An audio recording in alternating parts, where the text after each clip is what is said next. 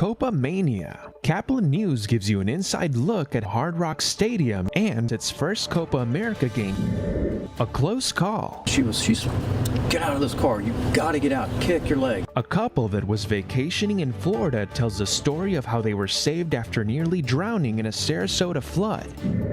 Technical difficulties, as two astronauts continue to have their return home delayed due to issues in Boeing's Starliner spacecraft. And grilling it up in the nation's capital. What better backdrop for barbecue? As DC hosts its 32nd annual Summer Barbecue Battle. These stories and more coming up on Newsbreak. Hello, South Florida. I'm Valentina Gaspari. And I'm Anthony Cruz. Today is Monday, June 24th, 2024. Live from the Lee Caplin School of Journalism and Media in North Miami, this is Caplin News. The eyes of the soccer world on South Florida after Miami-Dade hosted its first Copa America, Clash of the Tournament. South Florida is one of the cities hosting the Copa America, and last night the opening game took place between Uruguay and Panama. I had the opportunity to attend the game, interview some players, and see how they felt post-match. Uruguay defeated Panama at the Hard Rock Stadium, this being the opening game here in South Florida for the Copa America. Crowds came together hours before the game began, and the party continued inside the stadium. Uruguay took possession of the ball for the first half, with the first goal made by Maximiliano Araujo in just 16 minutes of the game. But the focus was more on Darwin Núñez, who kept missing goals for the entirety of the first 45 minutes. Still, Uruguayans were hopeful that another goal would come soon. As Panama tried to step up in the second half, Núñez scored a left-footed goal that would lead a 2-0 difference. Just minutes later, another goal from Uruguay, this time by Matias Viña. With seconds before the referee blew the whistle, Panamanian defender Michael Murillo scored a right-side goal that would end the game 3-1. Inter Miami star Luis Suarez was there, but he was never called into play. Instead, he subbed by the benches as his teammates took the win. I think Panama played a good game. We knew the tools they were going to use today and the line of 5 defenders, and also looked for the long passes a little, but happy for the victory. It was important to take off on the right foot. We simply failed to specify the opportunities we had, and it's time to correct the mistakes that were made and continue. Next game at Hard Rock is this Saturday when Argentina plays Peru. Then on July 14th, the Copa America will also be played here. Nothing says summer quite like a barbecue. It's true here in Miami and in the nation's capital. Over the weekend, Caplin News DC reporter Laura Palfrey got in the middle of all the sizzling action. I'm on the historic Pennsylvania Avenue in Washington, D.C., where smoky aromas and festive sounds signal the start of the 32nd annual National Barbecue Battle. For 2 days, this iconic street transforms into a barbecue lover's paradise. Let's get a taste of the action. Started in August 1993, the giant national capital barbecue battle has grown into one of the largest and most unique food and music festivals in the country. Teams from California to Maine compete across multiple contests for the title of Giant National Barbecue Champion. Let me tell you, this is special because you get to see people every single year who come looking for you. And so it's like almost like a barbecue reunion every year right here in D.C. And on top of that, to be sitting right in front of the nation's capital, what better backdrop for barbecue? Attendees enjoy over 100 free food and drink samples alongside a vibrant mix of music, art, sports, and more. This event draws thousands to indulge in barbecue delights. But the highlight will be the barbecue. We both lived in Texas, so we were like craving some good barbecue. The Giant Barbecue Battle celebrates unity and inclusivity by raising money for charities in D.C., including the USO, Big Brothers Big Sisters, and the Capital Area Food Bank. At the end of the competition, the team Good Googly Goo Barbecue took home the title of National Barbecue Champion. If you missed it this year, mark your calendars for next summer because the National Barbecue Battle is a must-experience event. Reporting in Washington, D.C. for Caplin News, I'm Laura Palfrey. Today is the anniversary of the Supreme Court Dobbs decision that overturned Roe v. Wade. And as we speak, the justices are considering another landmark case regarding abortion. The case is centered around whether a federal law mandating emergency care can override state bans on the procedure. One of the most contentious topics in this year's election cycle, the Biden campaign says it will be holding more than 50 events to rally supporters around the anniversary. And speaking about anniversaries, today is also the anniversary of the tragic collapse of a condo tower in Surfside. This morning, the town is commemorating those lost in the Caplin Tower South building collapse. Vigils started early this morning at 1:22 a.m., the exact moment that the building fell back in 2021. Family members were joined by Miami-Dade Fire Rescue and other first responders as they read the names of the 98 victims. The search is on in Tampa this morning for whoever killed and shot Jacksonville rapper Julio Fulio. He was shot and killed yesterday morning. The rapper, whose real name is Charles Jones, was celebrating his birthday with friends and family when the shooting occurred in a hotel parking lot.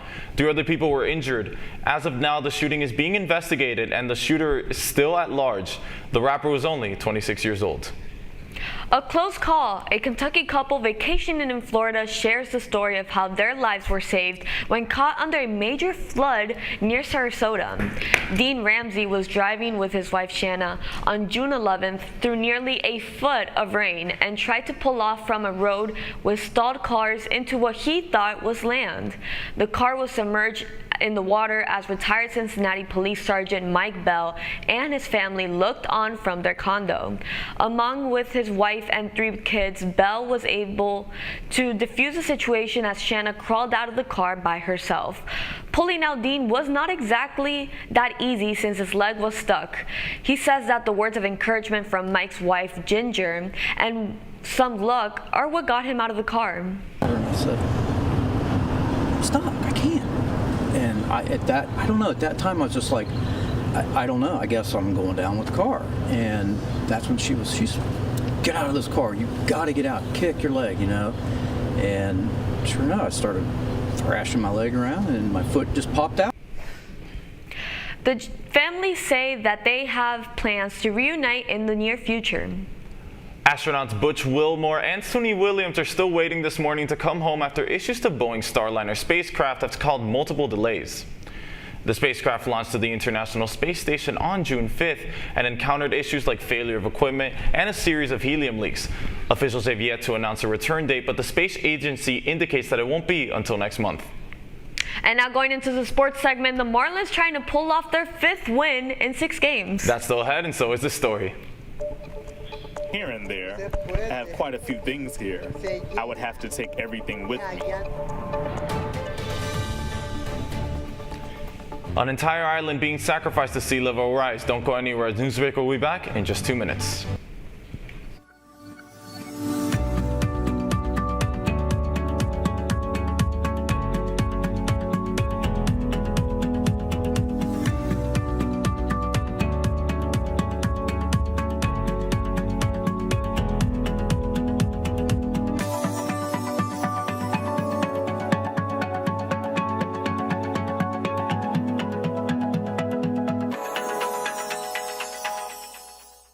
See us dream.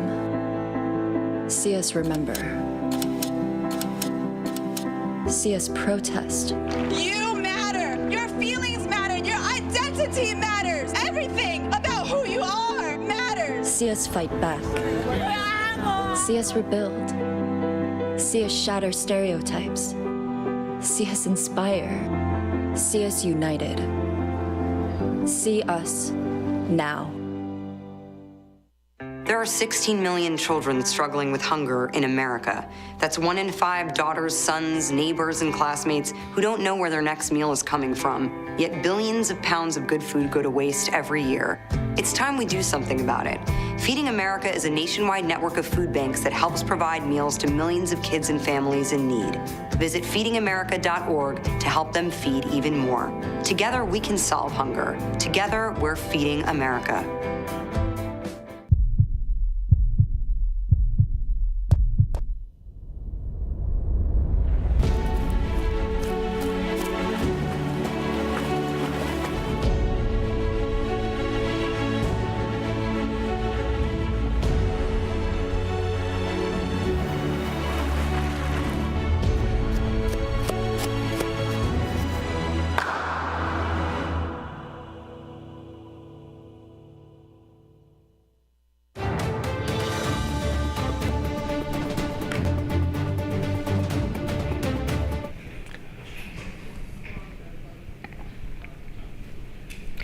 violent evacuation, the nation of Panama moving an entire community to the mainland as an answer to sea level rise. The Panamanian island of Gardi Sugdub is dealing with climate change in a very different way. The government had decided to move the refugees to a new location. As CNN's Rafael Romo reports, some locals on the island do not agree with the relocation solution. Some 300 families have left their home on the island of Gardi Sugdub in Panama in hopes of a better future. For some, that does not seem to be the case. The Panamanian government relocated these families to the new community of Nuevo Carti on the mainland due to the rising sea levels affecting the island. CNN went to the island and spoke with locals there, and on the mainland, not all locals seem happy with this solution to climate change. Resident Brenes Garcia goes back to his home on the island every day. This morning at 6 a.m., I crossed here. Here and there, I have quite a few things here. I would have to take everything with me. Garcia owns a shop in Gardi Sugdub, and he tells CNN there's not enough space in the new community for his business. It would not be profitable for him to stay in Nuevo Carti.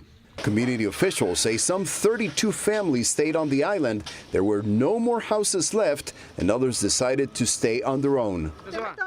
Residents of the Panamanian island tell CNN living on the mainland would affect their livelihood and lifestyle. I'm losing fishing time because I'm not looking at the sea every day, and that's in my nature. I want to ensure that every day my family is eating fish and also yuccas, everything that is natural. The community secretary, Augusto Walter, said that before the move, the island of Gardi Sugdub had around 1,300 inhabitants, and in some homes, up to 4 generations would live under the same roof. But conditions in the new community of Nuevo Carti do not seem to be better. Walter says that electricity and water go out sometimes for days at a time. The climate change effects will only get worse as sea levels rise. Residents of the island looked at other solutions to protect their homes. These fillings seen here on the island are built with wood and stones to prevent water from entering the houses when the tide rises. What they told me at first was that they didn't think it was climate change. They didn't believe it. But now they are tired of drying everything, removing stones, and when the sea rises, it takes things away. I know that in 10 or 30 years this will be noticeable, but not now. Now people think that it is not a big deal, that it's not going to happen. But yes, the sea level is going up. Rafael Romo, CNN Atlanta.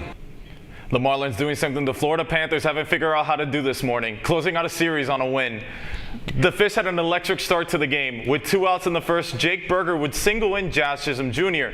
Nick Gordon would then belt a 3-run homer out of the park, and the Marlins would go up 6-0 by the bottom of the third after Jesus Sanchez nailed his own homer. The Mariners would make it interesting, but the Marlins proved to be too much. The final score was Mariners 4, Marlins 6. The Fish will travel to Kansas City next to face the Royals. Don't go anywhere. You're watching Newsbreak, and we're coming right back. How prepared is your family if a tornado shows up at your doorstep, or a flood, or a hurricane? You can't just turn away a natural disaster. That's why it's important to go to ready.gov/plan now. It has the tools and tips you need to make an emergency plan with your family. So if disaster comes knocking, let's go. You'll be ready to help keep your family safe. It's just a pizza. Yes. Make a plan today. I debate all day. It's what I do. But there are some things that are undebatable, like your mental health. I was in a dark place when my brother passed away in a car accident. I was depressed in ways I never imagined. I reached out, and my sisters came, my pastor, my therapist. They helped me get through it. I found that the more I spoke up, the healthier my mind became. When you love your mind, you can go so much further. Find mental health resources at loveyourmindtoday.org. Jordan knows he shouldn't eat this entire bowl of nachos, but tonight he's earned that right, because a few hours ago in the middle of happy hour, he recognized a sign, not from the gods or a bolt of lightning, but from a double heart, a kissy face, and a fourth ha in ha ha ha. That's when Jordan knew he was buzzed. So when it was time to go, he got a ride home instead of driving. Be a legend like Jordan. Recognize your buzzed warning signs and get a ride home. Buzz driving is drunk driving. I help our fellows design their paths as creative entrepreneurs. My experiences serving startups, creative businesses, and cultural organizations, and my journey as a queer mixed immigrant with Haitian and Arabic roots, inform the co-creative environment we foster at Radcliffe. We leverage our collective diversity to encourage the building of lifelong personal learning networks and mindsets that stimulate continuous innovation.